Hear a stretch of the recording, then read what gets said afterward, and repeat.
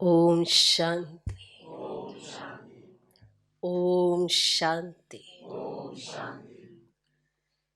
आज की तारीख है 4 जनवरी 2024। साकार महावाक्य। बाबा कहते, मीठे बच्चे, मुख्य है याद की यात्रा।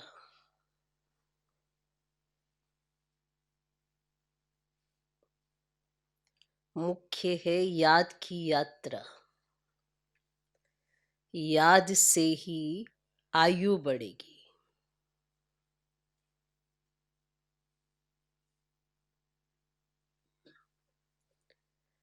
विक्रम विनाश होंगे।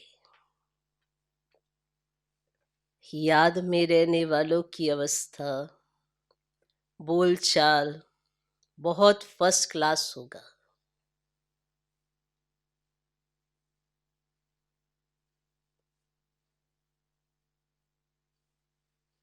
बाबा कहते, मीठे बच्चे, मुख्य है याद की यात्रा।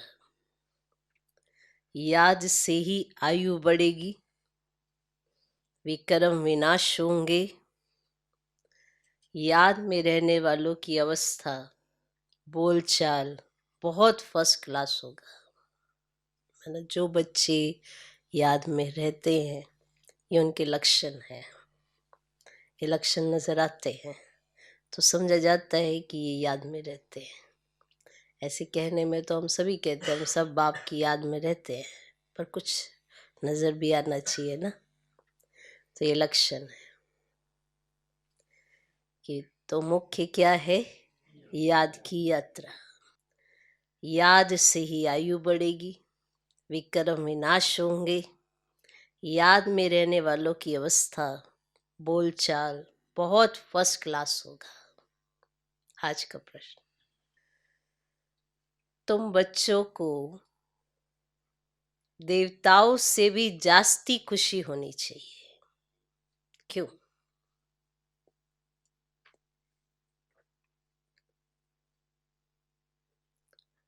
तुम बच्चों को देवताओं से भी जास्ती खुशी होनी चाहिए। क्यों?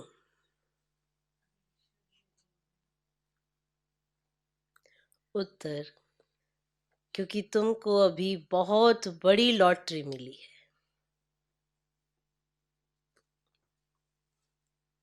भगवान तुम्हें पढ़ाते हैं। सत्युग में देवता देवताओं को पढ़ाएंगे, यहाँ मनुष्य मनुष्य को पढ़ाते हैं। लेकिन तुम आत्माओं को स्वयं परमात्मा पढ़ा रहे हैं।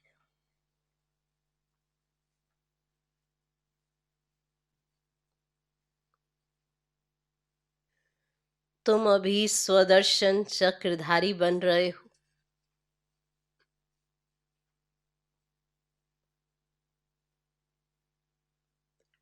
तुम्हारे में सारी नॉलेज है।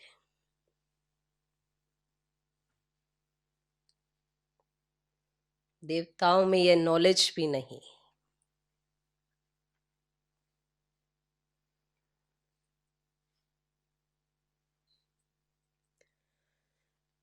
तो तुम बच्चों को देवताओं से भी जास्ती खुशी होनी चाहिए। क्यों? उत्तर, क्योंकि तुमको अभी बहुत बड़ी लॉटरी मिली है। भगवान तुम्हें पढ़ाते हैं। सत्युग में देवता देवताओं को पढ़ाएंगे, यहाँ मनुष्य मनुष्य को पढ़ाते हैं। लेकिन तुम आत्माओं को स्वयं परमात्मा पढ़ा रहे हैं। तुम अभी स्वदर्शन चक्रधारी बन रहे हो। तुम्हारे में सारी नॉलेज है। देवताओं में ये नॉलेज भी नहीं। आज का गीत है, जाग सजनिया जाग। ओम शांति। नए युग में होते हैं देवी देवताएं। हैं वह भी मनुष्य, परंतु उनों के गुण देवताओं जैसे होते हैं।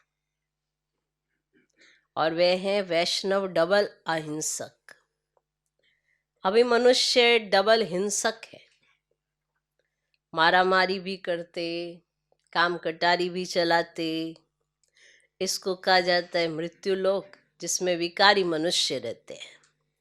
अब उसको कहा जाता है देवलोक, जिसमें देवी देवताएं रहते हैं। वह डबल अहिंसक थे। उन्हों का भी राज्य था। कल्प की आयु लाखों वर्ष की होती तो कोई बात का ख्याल भी नहीं आता। आजकल कल्प की आयु कम करते जाते हैं।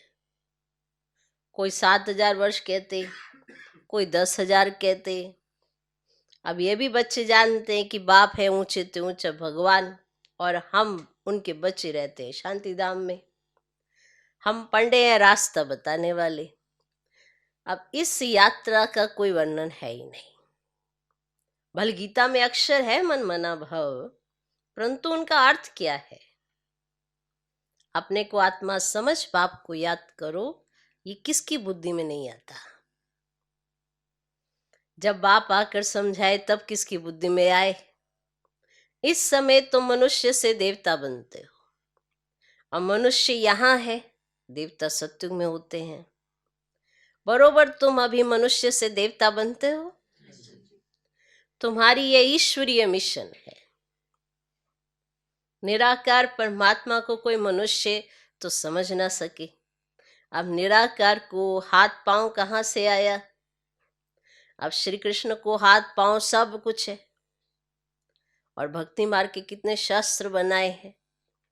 अब तुम बच्चों के पास चित्र आदि तो बहुत है। अब चित्र से याद आती है कि इस चित्र पर यह समझाएं, और भी बहुत चित्र बनते जाएंगे। एकदम ऊपर आत्माओं का भी दिखाना है, और आत्माएं ही आत्माएं दिखाई देंगी। फिर सूक्ष्म तन, उनके नीचे मनुष्य लोक भी बनाएंगे, और मनुष्य कैसे पिछाड़ी में आकर फिर ऊपर चढ़ते हैं यह दिखाएंगे। और दिन प्रतिदिन नई इन्वेंशन निकलती जाएगी। अब जितने चित्र हैं उतनी सर्विस भी करनी है। फिर ऐसे ऐसे चित्र बनेंगे जिससे मनुष्य जल्दी समझ जाएंगे, और झाड़ बहुत जल्दी बढ़ता जाएगा। कल्प पहले जिसने जो पद पाया होगा, जो रिजल्ट निकली होगी वह निकलेगी। ऐसे नहीं कि पिछाड़ी में आने वाले माला के दाने नहीं बन सकते हैं, और वे भी बनेंगे। अब नोदा भक्ति वाले रात दिन भक्ति में लगे रहते हैं, तब उन लोगों को साक्षात्कार होता है। समझा? तो माना ऐसे नहीं कि जो पीछे आते हैं तो वो आगे नहीं जा सकते। अब वो भी इस तरह से करेंगे जैसे नोदा भक्ति वाले करते हैं ना, रात दिन लग के, तो उनको तो तभी तो साक्षात्कार होता है। तो यहाँ भी ऐसे निकलेंगे, रात दिन मेहनत कर पति से पावन बनेंगे। चांस सबको है। ऐसे नहीं पिछाड़ी में कोई रह जाए। अब ड्रामा ही ऐसा बना हुआ है जो कोई रह ही नहीं सकता। सब तरफ पैगाम देना है। अब शास्त्रों में है एक रह गया तो लाना दिया। अब ये चित्र अखबार आदि में भी पढ़ेंगे, तुमको भी निमंत्रण मिलते रहेंगे, और सबको मालूम पड़ेगा कि बाप आया हुआ है। जब पूरा निश्चय होगा तब दौड़ेंगे। नामाचार निकलता ही रहेगा, और नवयुग सत्युग को ही कहा जाता है, तो नवयुग अखबार भी निकलती है। कहते हैं न्यू दिल्ली, परंतु न्यू दिल्ली में ये पुराना किला खिचड़ा आदि तो हो न सके। अभी तो हर चीज टेढ़ी बांकी हो गई है, और सत्युग में सब तत्व भी ऑर्डर में रहते हैं। अब यहाँ तो 5 तत्व भी तमो प्रधान है, और वहां सब सत्व प्रधान होते हैं, तो हर एक तत्व से सुख मिलता है, और दुख का नाम भी नहीं, तो उसका नाम है ना स्वर्ग। तो ये सब बातें अब तुम समझते हो कि बरोबर अभी हम तमो प्रधान बन गए हैं, और सत्व प्रधान बनने के लिए पुरुषार्थ कर मंजिल पर चढ़ रहे हैं। और सब अंधेरे में है, हम रोशनी में है। हम ऊपर जा रहे हैं और सब नीचे गिर रहे हैं। तो ये सब विचार सागर मंथन तुम बच्चों को करना है। और शिव बाबा है सिखलाने वाला, और वे तो मंथन नहीं करेंगे कि शिव बाबा मंथन करेंगे। और ब्रह्मा को मंथन करना होता है, तुम सब विचार सागर मंथन कर समझाते हो और कोई का तो मंथन बिल्कुल नहीं चलता और पुरानी दुनिया ही याद पड़ती है। तो बाबा कहते पुरानी दुनिया को एकदम भूल जाओ। परंतु बाबा जानते हैं नंबरवार पुरुषार्थ अनुसार राजधानी स्थापन हो रही है। तो बाप कहते मैं आकर राजधानी स्थापन कर बाकी सबको वापस ले जाता हूँ। और वह लोग तो सिर्फ अपना अपना धर्म स्थापन करते हैं, उनके पिछाड़ी उनके धर्म के आते रहते हैं। उनकी क्या महिमा करेंगे? महिमा तो तुम्हारी है। आदि सनातन देवी देवता धर्म को ही तो हीरो हीरोइन कहा जाता है। तो हीरे जैसा जन्म और कोड़ी जैसा जन्म तुम्हारे लिए ही गाया हुआ है। फिर तुम एकदम चोटी से गिरकर एकदम नीचे आकर पड़ते हो। तो इस समय तुम बच्चों को देवताओं से भी ज्यादा खुशी होनी चाहिए, क्योंकि तुमको लॉटरी मिली है। तुम्हें अब भगवान पढ़ाते हैं, तो वहां तो देवता देवताओं को पढ़ाएंगे, यहाँ मनुष्य मनुष्यों को पढ़ाते हैं और तुम आत्माओं को परम पिता परमात्मा पढ़ाते हैं। फर्क हो गया ना? फर्क देखा? वहाँ देवता देवताओं को पढ़ाएंगे और कल में मनुष्य मनुष्य को, और यहाँ आत्माओं को परमात्मा पढ़ाते हैं। तो फर्क हो गया ना? और तुम ब्राह्मणों ने राम राज्य और रावण राज्य को भी समझा है। अब तुम जितना श्रीमत पर चलेंगे ना उतना उच्च पद पाएंगे। अज्ञान काल में जो करते वे उल्टा ही होता है। छोटेपन में सगीर बुद्धि होती है, फिर बालिक बुद्धि होती है, 16-17 वर्ष के बाद सगाई होती है। आजकल तो गंध बहुत है, गोद वाले बच्चे की भी सगाई करा लेते हैं, फिर लेना देना शुरू कर लेते हैं। वहां शादियां कितनी रॉयल होती हैं और तुमने सब साक्षात्कार किया है। जितना आगे बढ़ते जाएंगे तो तुम सब साक्षात्कार करेंगे। अच्छे फर्स्ट क्लास योगी बच्चों की आयु बढ़ती जाएगी। बाप कहते योग से अपनी आयु बढ़ाओ, योग से अपनी आयु बढ़ाओ। बच्चे समझते हैं योग में हम ढीले हैं, समझते बच्चे समझते योग में हम ढीले हैं। अब याद में रहने लिए माथा मारते हैं, परंतु रह नहीं सकते, घड़ी घड़ी भूल जाते हैं। वास्तव में यहाँ वालों का चार्ट बहुत अच्छा होना चाहिए। बाहर तो गोरख धंधे में रहते हैं और बाप को याद करते करते यहाँ ही तुमको सतो प्रधान बनना है। कम से कम भोजन बनाते काम करते 8 घंटा मुझे याद करो, तब कर्मातीत अवस्था अंत में होगी। भोजन बनाते हो, कोई कार्य करते हो, कम से कम इस चीज में ही तुम 8 घंटा याद में रहो, तब तो फिर कर्मातीत अवस्था अंत में होगी। कोई कहे मैं 6-8 घंटा योग में रहता हूं, तो बाबा मानेगा नहीं। 6-8 घंटा योग में रहता हूं तो बाबा मानेगा नहीं। बहुतों को लज्जा आती है, चार्ट नहीं लिखते, आधा घंटा भी याद में नहीं रह सकते। मुरली सुनना कोई याद नहीं है। कई कहते हैं ना हम मुरली सुनते हैं, सुनाते हैं हमको, कहीं ऐसे कहते हैं हम मुरली सुनते हैं। मुरली सुनना याद नहीं है, ये तो धन कमाते हो। याद में तो सुनना बंद हो जाता है। लिख लो, याद में तो सुनना बंद हो जाता है। याद इतनी जब गहरी हो जाती है ना, बाबा की याद समा जाती है, तो सुनाई नहीं देता कुछ भी। कईयों को यही लगता रहता है ये म्यूजिक चल रहा है, ये गीत बज रहा है, ये याद थोड़ा ही है। याद में तो सुनना ही बंद हो जाता है। ये तो पक्का ही लिख लो, उसको अंडरलाइन ही कर लो। याद में इतना मीठापन महसूस होता है कि उसमें समा जाते हैं, एहसास होता है बाप का। जैसे बाप के नैनों में समा गए हो। वो एहसास बड़ा मीठा है। और फिर उसके बाद की जो अवस्था है वो और मीठी होती है। उसके बाद सब मीठे तो मीठे लगने लगते हैं। ये ड्रामा भी मीठा लगने लगता है। ड्रामा के हर पार्टधारी अच्छे लगने लगते हैं। समझ में आ जाता है सबके अपने अपने स्वभाव संस्कार है। बड़ी जल्दी ये बात समझ आने लगती है। याद अच्छी होती है तो, अगर याद अच्छी नहीं है तो फिर टक्कर होती रहती है। इसलिए मुरली सुनना याद नहीं है, ये कमाई है। ये आप समझ रहे हो कि आपको याद कैसे करनी है। ये आप अपना रहे हो, पॉइंट्स मिलते हैं इसमें कि आपको याद कैसे बढ़ानी है, आपको चार्ट कैसे लिखना है, अपने साथ क्या मेहनत करनी है, ये आप मुरली में सुनते हो। ये याद नहीं है।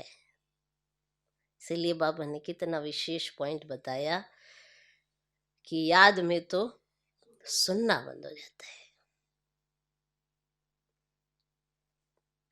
कई बच्चे लिख देते हैं याद में मुरली सुनी,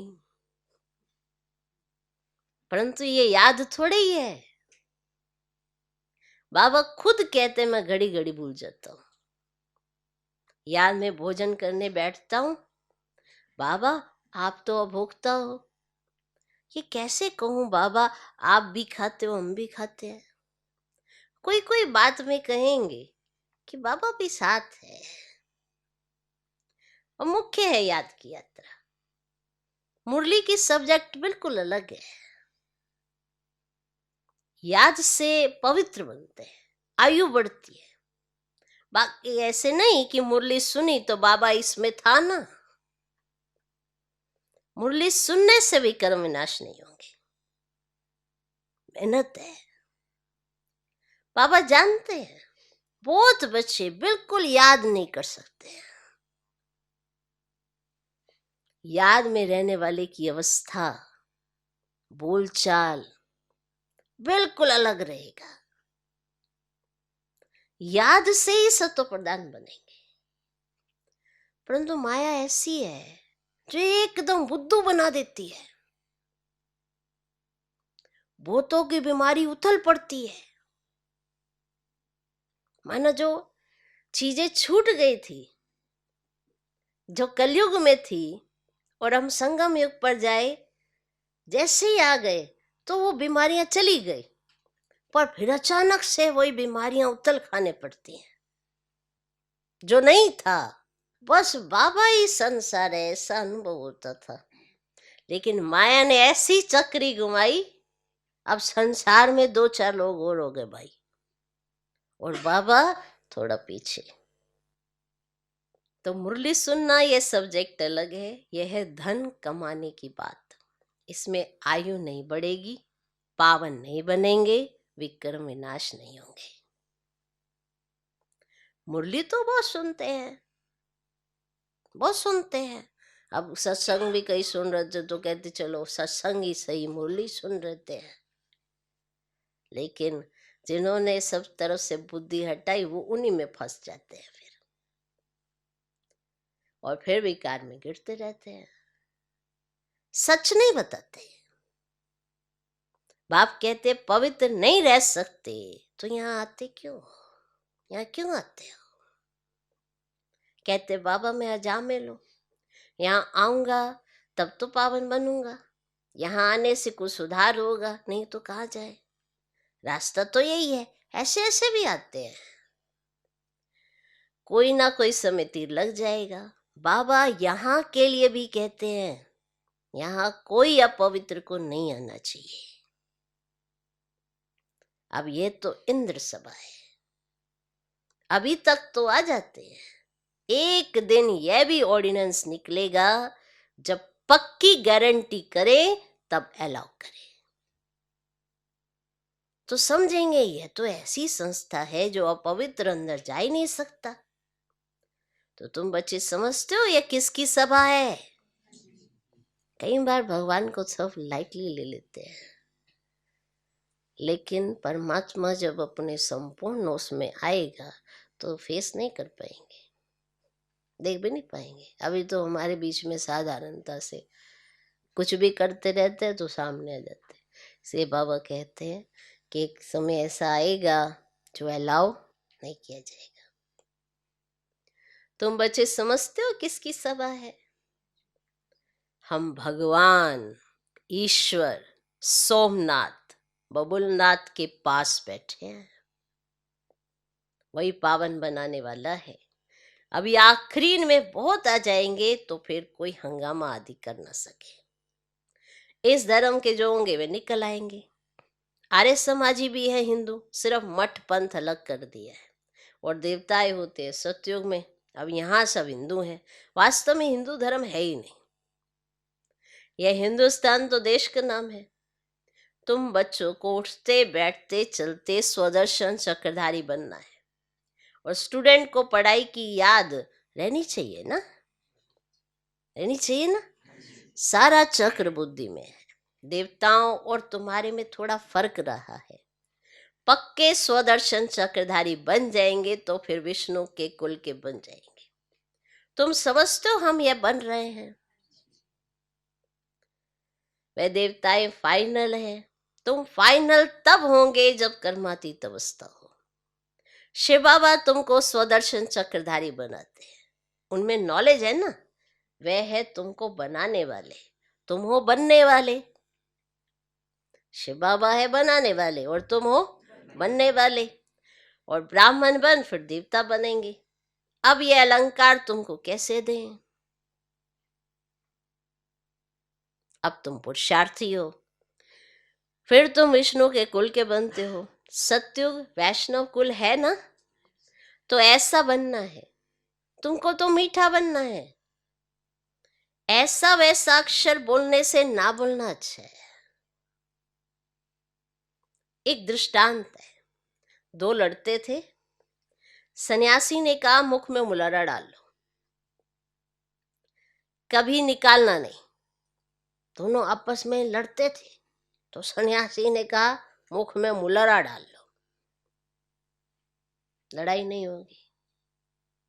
तो इसलिए बाबा कहते अगर तुम ऐसे वैसे बोल देते हो, इससे अच्छा तुम ना बोलो। अपना क्यों भी कर्म बनाते हो, ना बोलो, वो ज्यादा अच्छा है।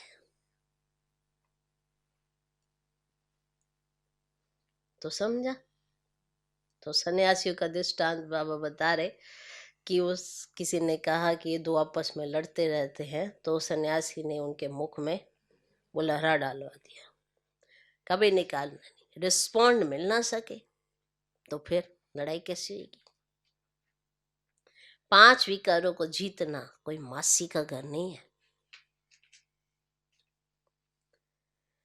कोई तो अपना अनुभव भी बताते हैं, हमारे में बहुत क्रोध था, अब बहुत कम हो गया है, बहुत मीठा बनना है। कल तुम इन देवताओं के गुण गाते थे, आज तुम समझते हो हम ये बन रहे हैं। नंबरवार ही बनेंगे। जो सर्विस करेंगे उनका नाम जरूर बाबा भी लेंगे। रास्ता बताना चाहिए। हम भी पहले कुछ नहीं जानते थे, अब कितनी नॉलेज मिली है। जो अच्छी रीति धारण नहीं करते तो उनकी रिपोर्ट आती है। जो अच्छी रीति धारणा नहीं करते ना, तो फिर उनकी रिपोर्ट आती है बाबा के पास। बाबा इनमें तो बहुत क्रोध है। बाबा जानते हैं ये रूहानी सर्विस नहीं कर सकते, तो फिर स्थूल सर्विस। बाबा की याद में रहकर सर्विस करे तो अहो भाग्य। एक दो को याद दिलाते रहो, याद से बहुत बल मिलेगा। अब याद करने वाले को फिर चार्ट रखना है, चार्ट से मालूम पड़ जाता है। हर एक को बाबा सावधान करते रहते हैं। विश्व में शांति तो बहुत मांगते हैं, जरूर कभी विश्व में शांति थी, और सत्युग में अशांति की तो कोई बात भी नहीं है। स्वीट बाप स्वीट बच्चे सारे विश्व को स्वीट बनाते हैं। अब स्वीट कहाँ है? मौत ही मौत लगा पड़ा है। ये खेल अनेक बार होता है और होता ही रहता है। एंड हो ही नहीं सकती, चक्र फिरता रहता है। अच्छा, मीठे मीठे सिकिले दे बच्चों प्रति माता पिता बाप दादा का याद प्यार गुड मॉर्निंग। रूहानी बाप की रूहानी बच्चों को नमस्ते। हम रूहानी बच्चों की भी रूहानी बाप को नमस्ते नमस्ते नमस्ते। Good morning good morning good morning. धारणा के लिए मुख्य सर पहला पॉइंट, विक्रम विनाश करने व आयु को बढ़ाने के लिए याद की यात्रा में जरूर रहना है।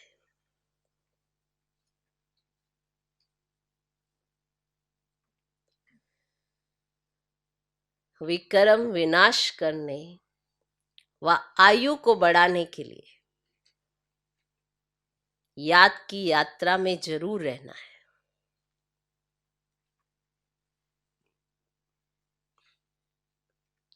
याद से ही पावन बनेंगे, इसलिए कम से कम 8 घंटा याद का चार्ट बनाना है। विक्रम विनाश करने व आयु को बढ़ाने के लिए याद की यात्रा में जरूर रहना है। याद से ही पावन बनेंगे, इसलिए कम से कम 8 घंटा याद का चार्ट बनाना है। दूसरा पॉइंट, देवताओं समान मीठा बनना है।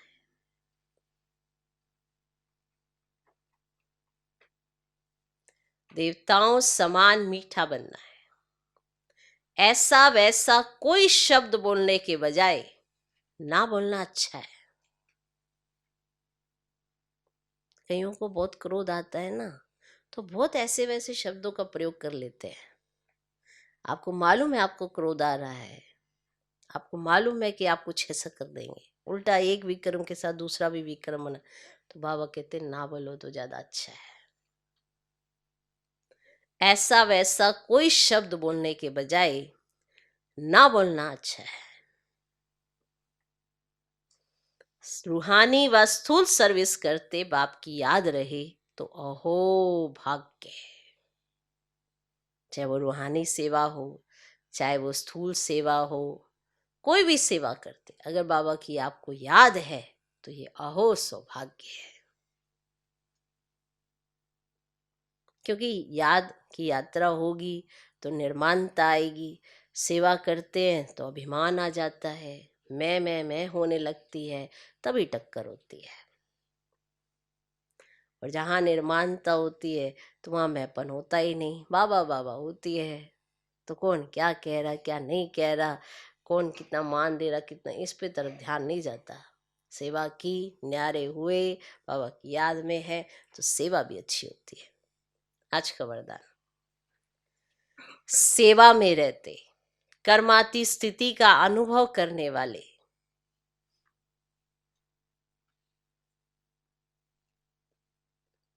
सेवा में रहते कर्माती स्थिति का अनुभव करने वाले तपस्वी मूर्त भव।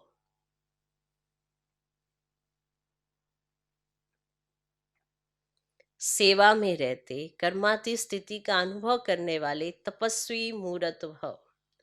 समय कम है और सेवा अभी भी बहुत है। सेवा में ही माया के आने की मार्जिन रहती है। सेवा में ही स्वभाव संबंध का विस्तार होता है। स्वार्थ भी समाया होता है। उसमें थोड़ा सा बैलेंस कम हुआ तो माया नया नया रूप धारण कराएगी। इसलिए सेवा और स्वस्थिति के बैलेंस का अभ्यास करो। मालिक हो, कर्मेंद्रियों रूपी कर्मचारियों से सेवा लो। मन में बस एक बाबा, दूसरा न कोई। ये स्मृति इमर्ज हो तब कहेंगे कर्माती स्थिति के अनुभवी तपस्वी मूर्त। आज का स्लोगन, कारण रूपी नेगेटिव को समाधान रूपी पॉजिटिव बनाओ। जहां पर हम ज्यादा कारण ढूंढते रहते हैं, माना ये नेगेटिविटी है और हमें तो नेगेटिविटी से बाहर जाना है, पॉजिटिविटी में रहना है, पर हम कारण ढूंढते रहते हैं। ये कारण है, वो कारण है, मेरा ये नहीं होता, वो कारण है, लेकिन निवारण क्या है? कारण आपके सामने है पर निवारण भी तो आपके सामने है। निवारण की तरफ नजर कम जाती है, कारण की तरफ नजर जाकर हम अपने को बचाना चाहते हैं, और ये बचाना नहीं है और ही फंसाना है, क्योंकि हम नेगेटिविटी में चले जाते हैं। तो कारण सुनाने वाले तो हम सब हैं, निवारण करने वाले कोई कोई क्यों होते हैं, जो हर कारण का निवारण करना जानता हो, माना जो नेगेटिविटी को पॉजिटिविटी में बदलना जानता हो। तो कारण है नेगेटिविटी, निवारण है पॉजिटिविटी। अब देखो क्या करना है। कहीं पर भी कारण है, उसका निवारण भी है। प्रश्न है तो उत्तर है। अभी हमें देखना है कि हम सिर्फ प्रश्नों में जाते हैं या उत्तर जो भगवान ने हमें दिए हुए हैं उसको अपनाकर अपना जीवन पॉजिटिव बनाते हैं। इसने ये किया, उसने वो किया, वो ये करता है, वो ऐसा करता है, ये सब कारण है। क्या इससे मेरी स्थिति बन जाएगी? नहीं बनेगी। पर मुझे तो मेरी स्थिति बनानी है, और स्थिति तो पॉजिटिविटी से बनती है। तो समाधान क्या है? तो कारण रूपी नेगेटिव को समाधान रूपी पॉजिटिव बनाओ। अव्यक्ति साइलेंस द्वारा डबल लाइट फरिश्ता स्थिति का अनुभव करो। अव्यक्ति साइलेंस द्वारा डबल लाइट फरिश्ता स्थिति का अनुभव करो। फरिश्ता स्थिति का अनुभव करने के लिए किसी भी प्रकार के व्यर्थ और नेगेटिव संकल्प, बोल व कर्म से मुक्त बनो। व्यर्थ और नेगेटिव संकल्प, बोल और कर्म से मुक्त बनो। व्यर्थ व नेगेटिव, यही बोझ सदा काल के लिए डीप साइलेंस का अनुभव करने ही नहीं देता। बहुत गहरा पॉइंट है कि व्यर्थ व नेगेटिव, यही बोझ सदा काल के लिए डीप साइलेंस का अनुभव करने ही नहीं देता। हम सभी डीप साइलेंस का अनुभव करना चाहते हैं, लेकिन ये जहां पर व्यर्थ होता है, नेगेटिविटी होती है, तो डीप साइलेंस का अनुभव नहीं होता है। साइलेंस में या चुप करके बैठे हैं, लेकिन डीप साइलेंस, ये वो अलौकिकता है, ये वो एहसास है जिसके बेस पर ही याद की यात्रा होती है। तो अब व्यर्थ बोझ से सदा हल्के बन, डबल लाइट फरिश्ता बनो। तो व्यर्थ नेगेटिव, इस बोझ से सदा हल्के बन, डबल लाइट फरिश्ता बनो। ओम शांति।